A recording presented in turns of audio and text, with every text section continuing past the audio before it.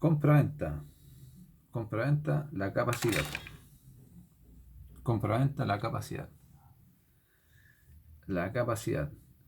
La regla general es que son capaces para celebrar el contrato de compraventa todas las personas a las cuales la ley no declare inhábiles para celebrar este contrato o cualquier otro contrato en general. Pero hay personas que la ley declara incapaces, que hay incapacidades simples e incapacidades dobles para realizar la compraventa. Las dobles. Cuando se prohíbe a ciertas personas en determinadas circunstancias y en términos absolutos celebrar los contratos de compraventa, sea con ciertas personas, sea con cualquier persona, en la medida que se presenten las circunstancias previstas por la ley. Entonces, la regla general es la capacidad, pero la ley hay ciertas personas que le prohíbe celebrar el contrato de compraventa. Dentro de esta incapacidad hay simples y dobles. Entonces, la doble es cuando se prohíbe a ciertas personas en determinadas circunstancias y en términos absolutos celebrar contratos de compraventa, sea con ciertas personas o sea con cualquier persona, en la medida que se presenten las circunstancias previstas por la ley. Y las simples, cuando la prohibición solo se refiere a vender o comprar determinados bienes a ciertas personas. Las simples, cuando la prohibición solo se refiere a vender o comprar determinados bienes a ciertas personas. La primera, para vender y comprar, o sea, esta sería doble. Prohíbe la ley la compraventa entre cónyuges no separados judicialmente. Para comprar o vender, o sea, la incapacidad doble, tenemos entre cónyuges no separados judicialmente. Segundo, entre el padre o la madre y el hijo sujeto a patria potestad. Entonces acá hay una incapacidad doble. No se puede comprar ni vender bajo ningún aspecto. ¿Cuál es la sanción que señala la ley para la compraventa realizada entre cónyuges no separados judicialmente o entre el padre o la madre y el hijo sujeto a patria y potestad? La nulidad absoluta de este contrato de compraventa. La nulidad absoluta. Ahora, tenemos la incapacidad simple, que sería solo para vender. Solo para vender. Venta por los administradores de establecimientos públicos. La venta por administradores de establecimientos públicos. Artículo 1797 del Código Civil. Artículo 1797. Señala: se prohíbe a los administradores de establecimientos públicos vender parte alguna de los bienes que administran. Se prohíbe a los administradores de establecimientos públicos vender parte alguna de los bienes que administran y cuya enajenación no está comprendida en sus facultades administrativas ordinarias. Y cuya enajenación no está comprendida en sus facultades administrativas ordinarias, salvo el caso de expresa autorización de la autoridad competente. Entonces, esa es una prohibición simple para vender de los administradores de establecimientos públicos. Ahora, otra prohibición simple para comprar. Para comprar. Prohibición para comprar ciertos bienes que pesa sobre los empleados públicos. Que pesa sobre los empleados públicos. Tenemos el caso de los jueces, en los remates, los tutores y curadores. Tenemos el caso del mandatario, el liquidador y la albacea. ¿Cierto? El caso de los jueces señala prohibición a los jueces, abogados, procuradores y otras personas que desempeñan en el ámbito judicial, dice. Se prohíbe entonces a los jueces, abogados, procuradores o notarios comprar de los bienes en cuyo litigio hayan intervenido y que se vendan a consecuencia del litigio. La prohibición rige aún cuando se efectúe la venta en subasta pública. Entonces, artículo 1797 98 señala: se prohíbe a los jueces, abogados, procuradores o notarios comprar los bienes en cuyo litigio han intervenido y que se vendan a consecuencia del litigio. La prohibición rige aun cuando se efectúe la venta por subasta pública. Por el mandatario, liquidador o albacea, también hay una prohibición simple, ¿ya? No puede el mandatario comprar las cosas que el mandante le ordenó vender. No puede el mandatario comprar las cosas que el mandante le ordenó vender. No puede el mandatario vender de lo suyo al mandante lo que éste le ha ordenado comprar. Entonces, tenemos las prohibiciones que señala la ley, que es una incapacidad dobles y simples. Doble la primera, ya, para comprar y vender, por eso se llaman dobles. Y las otras son simples, primero para vender y después para comprar. Ahora, las modalidades. Modalidades de la compraventa. Tenemos venta en la cuenta. Puede haber una venta por peso, por medida, venta a la prueba o al gusto. Esas son las modalidades: por cuenta, por peso, por medida, a la prueba y al gusto.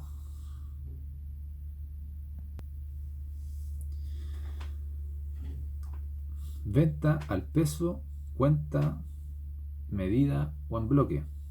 Se trata de cosas que se aprecian según su cantidad. Dos alternativas pueden presentarse en estos casos: que la venta se haga al bloque o que se haga al peso, cuenta o medida. Cuando no es necesario pesar, contar o medir para determinar la cosa vendida o el precio, la cuenta se hace en bloque. Entonces, cuando no es necesario pesar, contar o medir para determinar la cosa vendida, la venta se hace al bloque. Por el contrario, cada vez que sea necesario pesar, contar o medir para la determinación de la cosa vendida o el precio, la venta se hará al peso, cuenta o medida. Por el contrario, al bloque, cuando sea necesario pesar, contar, medir para la determinación de la cosa vendida o el precio, la venta se hará al peso, cuenta o medida. Ahí habrá que pesar la cosa, venderla o contarla. La venta a prueba o al gusto. Venta a prueba o al gusto. Es también una modalidad o figura excepcional de la que se ocupa el artículo 1823. Las principales consecuencias son: primero, debe estipularse expresamente que se vende a la prueba. Debe estipularse expresamente que se vende a la prueba, salvo que se trate de cosas que se acostumbren vender de este modo. Segundo, la venta no se reputa perfecta mientras el comprador no declare que le gusta la cosa. La venta no se reputa perfecta mientras el comprador no declare que le agrada o le gusta la cosa. Mientras el comprador no declare lo antes indicado, el riesgo de la pérdida o el beneficio derivado de la mejora de la cosa pertenece al vendedor.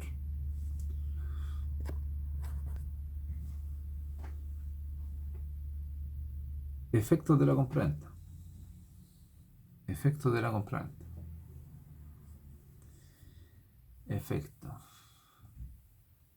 Efectos. Los efectos del contrato de compraventa son los derechos y obligaciones que genera para las partes. Y como es un contrato bilateral, desde el momento mismo de su celebración, origina obligaciones a cargo de ambas partes.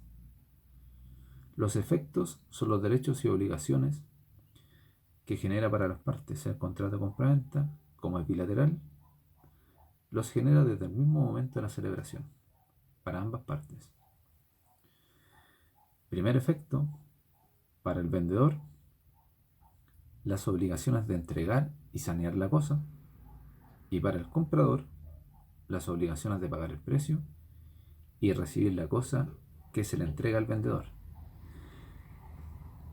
De estas obligaciones, y de acuerdo a lo que señala el artículo 1793, solo son de la esencia del contrato de compraventa la obligación del vendedor de entregar la cosa y la obligación de pagar de pagar el precio por parte del comprador.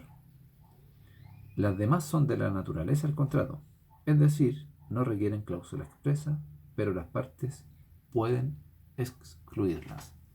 Entonces, efectos de la compraventa. Tenemos primero las de la esencia. Por parte del vendedor sería dar o entregar la cosa. Efecto de la compraventa. Lo primero, las obligaciones de la esencia. Dar o entregar la cosa por parte del vendedor, y de la esencia por parte del comprador, pagar el precio y recibir la cosa. Pagar el precio y recibir la cosa. De la naturaleza. De la naturaleza tenemos responder por los vicios redditorios y sanear la evicción. Esta de la naturaleza es por parte del vendedor, que debe responder por los vicios redditorios y además sanear la evicción si es que se presenta. Ahora, vamos a pasar a ver las obligaciones del vendedor. Obligaciones del vendedor. Primero, entregar la cosa vendida. Entregar la cosa vendida. El riesgo de la cosa vendida. ¿Para quién es el riesgo de la cosa vendida? Para el comprador, si es una especie o cuerpo cierto, en el caso fortuito. Riesgo de la cosa vendida para el comprador. En el caso de que fuera una especie o cuerpo cierto, en el caso fortuito. Excepción. ¿Cuándo responde el vendedor por el riesgo de la cosa? En caso de que haya una pérdida de la cosa, ¿no es cierto? Cuando las partes lo han pactado. Cuando las partes lo han pactado. En la mora del vendedor de entregar la cosa. Y cuando se obligó a entregar la cosa a 2 o más personas. Entonces, ¿cuándo responde el vendedor? Cuando las partes lo han pactado, en la mora del vendedor, o cuando se obligó a entregar la cosa a 2 o más personas. ¿Cuáles son los derechos del comprador? El derecho de los frutos. Señalan, pertenecen al comprador los frutos naturales producidos por la cosa pendientes al momento de la celebración del acto de contrato. Por ejemplo, si la vaca está preñada, todos los frutos pendientes son del comprador. ¿Por qué todos los frutos pendientes son del comprador? En compensación al riesgo que asume el comprador. Es por eso que los frutos le pertenecen a él, desde que celebra el acto de contrato, antes de que le entreguen la cosa, por el riesgo que asume. Después señalamos respecto a los frutos y los naturales y civiles producidos después de la celebración del contrato. En la venta de cosas del género, porque estamos hablando hasta ahí de la especie o cuerpo cierto, ahora las cosas genéricas, cuando se dicen se compran 3 caballos, 5 vacas, el riesgo es el del vendedor. El riesgo es el vendedor. La entrega del vendedor solo sirve de título, transfiere el dominio solo si es dueño. Eso tiene relación con la venta de cosa ajena. Entonces, dentro del riesgo de la cosa, por ejemplo, yo tengo que entregar un celular. Como la compraventa de cosa mueble se perfecciona por el solo consentimiento de las partes, un celular que es una especie de cuerpo cierto,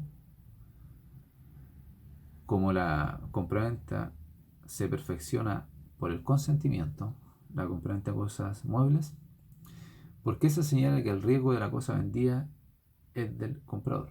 Porque al momento de perfeccionarse el contrato, yo, que le debo entregar el celular, por ejemplo, yo voy camino a su casa a entregarle el celular, a hacer la entrega de la cosa, a dar o entregar la cosa. En este caso el celular es mío, entonces yo voy a dar la cosa, yo soy el dueño. ¿Qué pasa? Que en ese momento me choca un automóvil, el celular se me cae al piso y un auto pasa por encima y lo destruye completamente. Completamente. ¿Qué pasa acá? Como una especie de cuerpo cierto, el comprador asume el riesgo. ¿Qué significa? Que yo, aunque no llegue con el celular, él debe cumplir la obligación de pagar el precio. ¿Por qué? Porque él ya se hizo dueño desde el momento en que consintió en la compraventa, en el precio de la cosa. Y las cosas perecen para su dueño. En este caso, esta persona era dueño del celular y asume el riesgo. Y como fue un caso fortuito, yo no puedo cumplir por la obligación porque el celular se destruyó, porque me chocaron y se rompió. Pero él sí debe cumplir con la obligación de pagarme el precio. De eso se trata, que el comprador es el que asume el precio, o sea, el riesgo de la cosa. Debe pagar el precio. Pero yo como vendedor no estoy obligado a entregar la cosa, ya que se rompió. Pero él sí, yo no tengo que cumplir la obligación, pero él sí. Pero la ley señala que hay excepciones. ¿Cuándo respondo yo como vendedor? Cuando las partes lo acordamos. O sea, en el contrato nosotros acordamos que en un caso fortuito yo igual respondería por el celular. O sea, yo tendría que entregar otro celular de la misma marca y tendría que responder por todos los perjuicios que le causé al comprador. Si nosotros lo pactamos en el contrato o si yo estoy en mora. O sea, ¿qué significa eso? Que yo tenía que ir a entregar el celular, pero no lo entregué el día correcto, que era el lunes 5, sino que lo llevé el martes 6. Entonces, ahí respondo yo como vendedor. Se me rompió el celular, es culpa mía, porque yo estaba en mora. Cuando también respondo, si yo me obligo a entregar el celular a dos o más personas distintas. Ahí también respondo yo. Ese es el riesgo de la cosa vendida, especie de cuerpo cierto. En cambio, las cosas genéricas, venta de cosas genéricas, el riesgo es del vendedor. ¿Qué quiere decir esto? Que, por ejemplo, yo tengo que vender 5 vacas, pero en el intertanto fallecen algunas vacas de ataque cardíaco. Tenían una enfermedad y nadie sabía y murieron. Ahí yo debo igual cumplir la obligación. Yo no puedo entregar 3 vacas en vez de 5. Yo sí o sí tengo que entregar las 5 vacas, porque el riesgo en este caso es mío. Yo soy el vendedor. Las vacas murieron, pero fue quizás por culpa mía, o quizás no, pero sea caso fortuito o no, o a lo mejor se inundó la granja y murieron ahogadas. Yo igual tengo que responder por las 5 o indemnizar los perjuicios que le haya causado al comprador. En las cosas genéricas es al revés. Es al revés.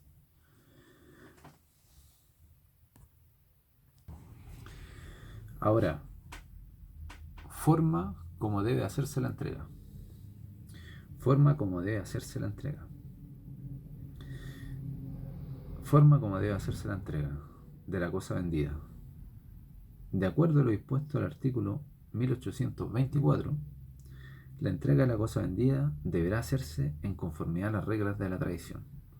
Debemos distinguir entonces, según se trate de la entrega de bienes muebles o la entrega de bienes inmuebles.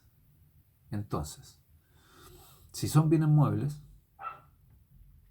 se rigen por el artículo 684 del Código Civil, pero si son bienes inmuebles, por el artículo 686. Entonces, nosotros en el artículo 684 tenemos forma de realizar la entrega, que hay una forma que es real, la otra forma que es simbólica, y dentro de la simbólica está la ficta. Entonces hay una entrega real de los bienes muebles, una entrega simbólica, y dentro de ella algunos autores encierran una subclasificación de la entrega ficta. Entonces, ¿cuál sería la entrega material? ¿Cómo sería la entrega material? Permitiendo la aprehensión material, entregando las cosas en manos del adquirente. Esa es la entrega material, permitiendo la aprehensión material, entregando la cosa en manos del adquirente.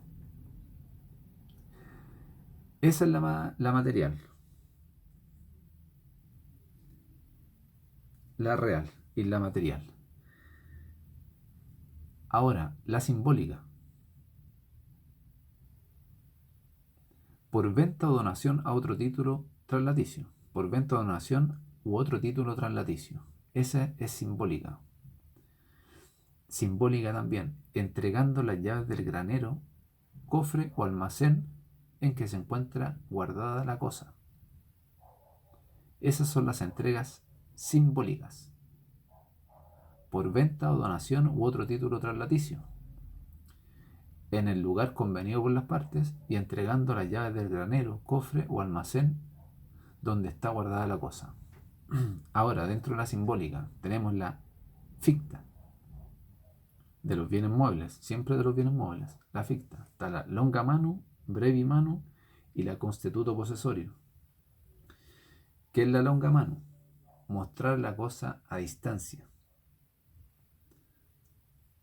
Yo hago la entrega conforme a la regla de tradición, mostrando la cosa a distancia. Esa es la longa manu. Uno va y señala, esas son las vacas que te quiero vender. Esas son las que te voy a entregar. La brevi manu. ¿En qué consiste la brevi manu? Yo, siendo mero tenedor, me transformo en dueño.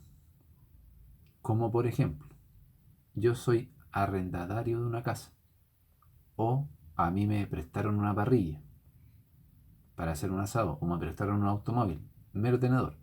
Y después de ser mero tenedor, yo voy y celebro un contrato de compraventa y me hago dueño. Entonces, ahí no se necesita una entrega porque yo ya tengo la cosa. Yo era mero tenedor y me transformé en dueño. Mero tenedor. Era acomodatario en el caso de la parrilla en el automóvil y era arrendatario en el caso de la casa, pero yo celebré un contrato de compraventa y me hice dueño. Entonces la cosa estaba en mis manos. Por eso brevi mano. La constituto posesorio es al revés. Yo soy dueño del automóvil, entonces celebro un contrato de compraventa y esa persona después me lo presta o me lo arrienda. Entonces yo de ser dueño paso a ser mero tenedor. Esa es la constituto posesorio. Es al revés de la brevi mano. Ahora, forma de hacer la entrega de los bienes inmuebles de acuerdo al artículo 686 del Código Civil.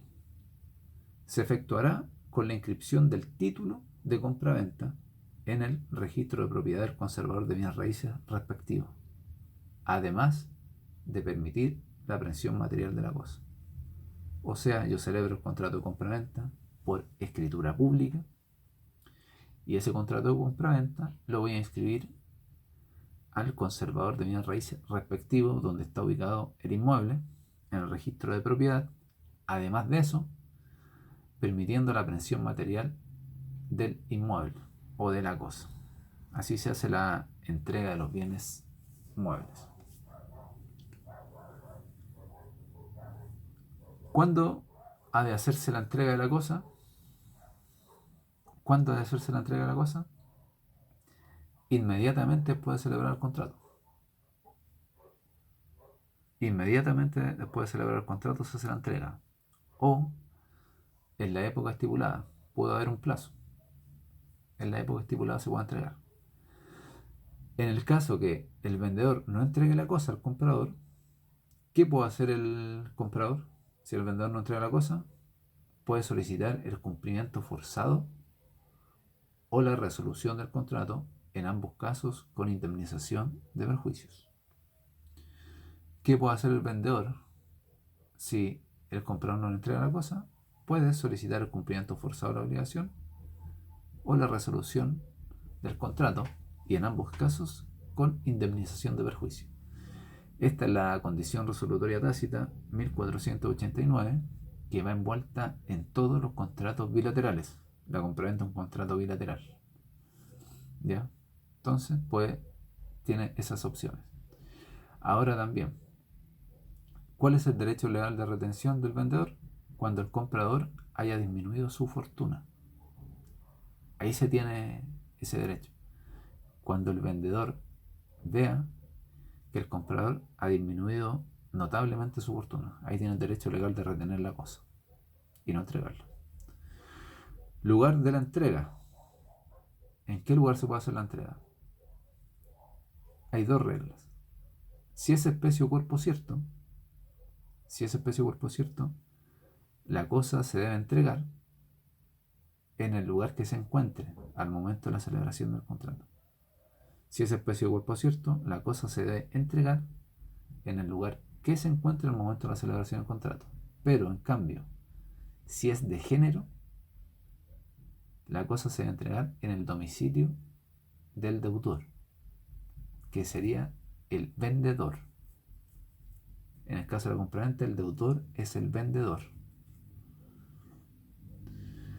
Los gastos de la entrega. El vendedor, si nada dice las partes. Son del vendedor los gastos de la entrega, si nada dicen las partes. Los gastos de la entrega, entonces, son del vendedor, si nada dicen las partes. ¿Qué comprende la entrega? ¿Qué comprende la entrega? Dispone el artículo 1828 que ha de entregarse lo que reza el contrato, es decir, la cosa misma que es objeto de la compraventa.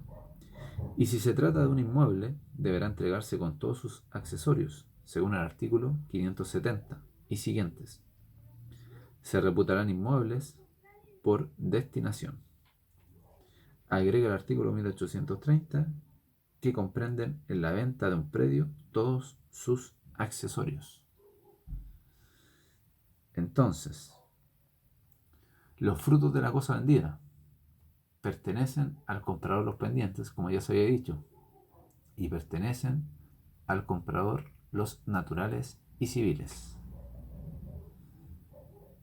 Entonces pertenecen al comprador los frutos naturales pendientes al tiempo del contrato. Esto lo señala el artículo 645. Y pertenecen también al comprador los frutos naturales o civiles que la cosa vendida produzca después de celebrado el contrato.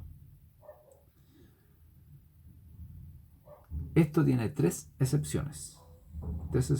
Primero, cuando las partes estipularon un plazo para entregar la cosa vendida. En este caso, los frutos pertenecen al vendedor hasta que venza el plazo. Segunda excepción, cuando la entrega de la cosa queda sujeta al cumplimiento de una condición. En este caso, los frutos también pertenecen al vendedor hasta el cumplimiento de la condición. Y tercera excepción, cuando las partes han acordado modificar las reglas generales, expresándolo así en el contrato. Ahora, la entrega de los predios rústicos. Razón de las reglas especiales, regla general y en relación a su cabida. Reglas especiales. La regla de que el vendedor debe entregar lo que reza el contrato recibe especial aplicación en la venta de bienes raíces, y como esta reviste en concepto de la mayor importancia, ha reglamentado los artículos 1831 al 1836 los efectos que se producen cuando el vendedor no entrega al comprador la extensión de terreno señalada en el contrato. Las reglas que se establecen en estos artículos son distintas, según que el predio se venda con relación a la cabida o como una especie o cuerpo cierto. Las disposiciones de los artículos mencionados se aplican a los predios rústicos y no a los urbanos.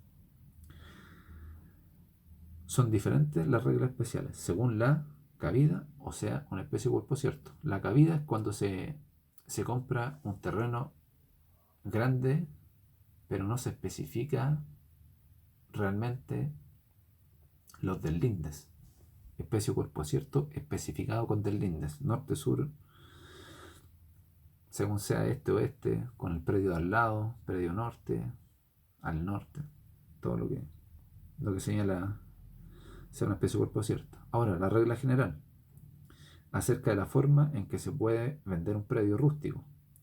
Según el artículo 1831, un predio rústico puede venderse en relación a su cabida o como una especie o cuerpo cierto, siendo distintas las consecuencias que resultan de una u otra fórmula. En relación a su cabida. Por cabida se entiende la superficie del inmueble, normalmente expresada en hectáreas o en metros cuadrados. Entonces, según se trata de predios rústicos urbanos, así por ejemplo, se vende por una cabida cuando se estipula que se paga 1.000.000 por hectárea. Por ejemplo, se paga 1.000.000 por hectárea, o 10 UF por metro cuadrado, siendo entonces determinante la superficie del fondo o del lote. En síntesis, se entenderá la venta en relación a la cabida cuando concurran los siguientes requisitos copulativos: que la cabida se exprese en el contrato, que el precio se fije en relación a la cabida y que las partes no renuncien a las acciones previstas en el evento que la cabida sea real, que la cabida real sea menor o quizás mayor a lo que indicado en el contrato. Ahí se sabe lo que es a la cabida. Se entenderá como especie o cuerpo cierto si la cabida no se expresa en el contrato y si las partes mencionan la cabida como un antecedente más. Prescripción de las acciones. Prescripción de las acciones. Lo dispone el artículo 1834, que las acciones que se originan en los artículos 1832 y 1833 prescriben en el plazo de un año. Prescriben en el plazo de un año contado desde la entrega. Se trata de una prescripción de corto plazo. Cabe destacar que el plazo se cuenta desde la entrega del predio, lo que resulta lógico, pues solo desde que ella se realiza puede el comprador cerciorarse que el predio tiene o no la cabida que corresponde.